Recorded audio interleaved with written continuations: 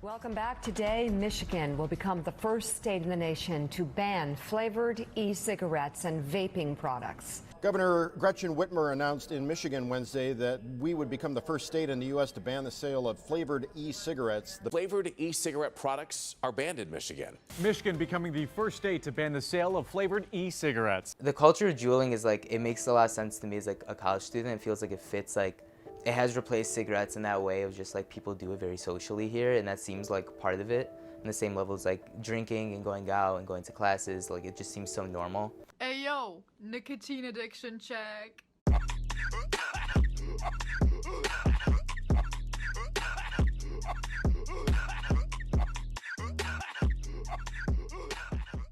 I started during my senior year of high school.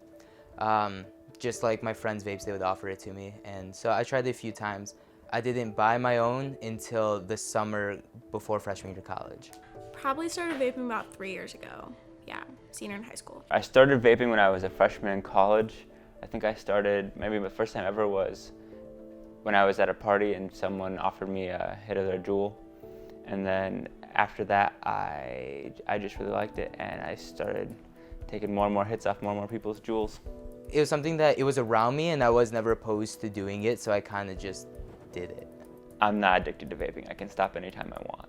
I would say that I used my vape a lot during the day, when I'd get back from school, and then it just became a habitual thing that I just kept doing every day. I would say probably the worst part of the culture of juuling is when kids juul, because they probably shouldn't be doing that.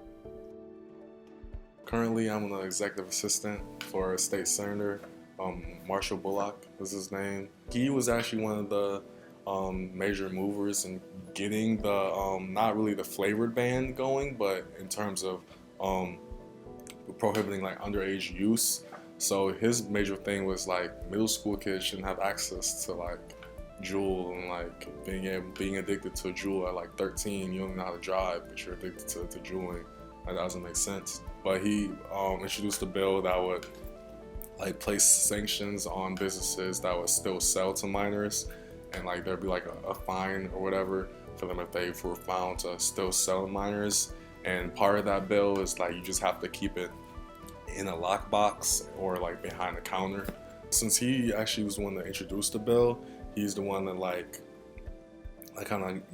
got all the signatures and got approval from all the different parties involved.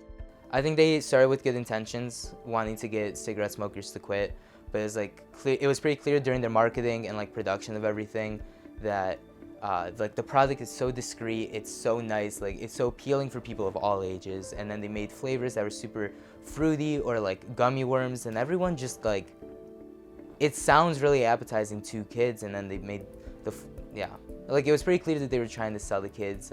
Even their advertising had youngish people looking having a good time with it. We've seen an 800%, 900% increase between 2011 and 2015 in use of this. And 81% of our young kids who start vaping start with a flavored product. And that's why it's so important that we ban this flavored product.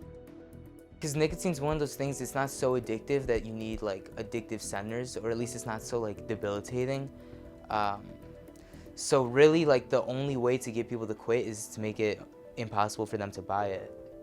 I don't know if there would be a better way. I think Michigan's temporary ban on flavored vapes was honestly pointless. I think it's really easy to access those products elsewhere, even if they're not being sold in Michigan. We're still gonna need more time to really see if it has made any type of a difference. So at this point, people can still just hit up their friends to go buy it for them, or some people will stock up or buy from other states. So there's still loopholes that have to be addressed, but I think on the surface is doing its job. Do you have anything else you want to say on the matter? Yeah, don't start juuling. First and foremost, don't start juuling.